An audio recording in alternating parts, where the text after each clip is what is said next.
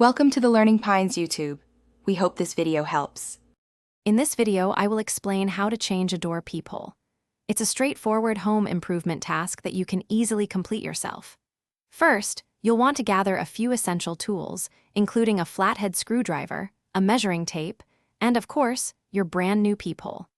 It's important to ensure your new peephole is the correct size for your door's thickness and the existing hole's diameter for a perfect fit. Most standard peepholes accommodate doors between 1 and 3/8 inches and 2 and 1/8 inches thick. Now that you have your tools ready, let's move on to removing the old peephole. You'll notice that most peepholes consist of two main parts, an inner lens and an outer barrel. To begin, take your flathead screwdriver and gently insert it into the slots on the inner lens. Turn the lens counterclockwise to unscrew it. Once loosened, you should be able to carefully pull both the inner and outer sections completely out of the door. This step is usually quite simple and quick. With the old peephole removed, it's time to install your shiny new one. Start by taking the outer barrel of your new peephole and inserting it through the hole from the exterior side of your door. Make sure it sits flush against the door's surface.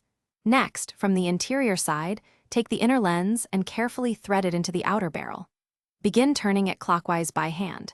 Continue tightening until it feels snug and secure, ensuring a clear view. Before you consider the job complete, let's do a few final checks.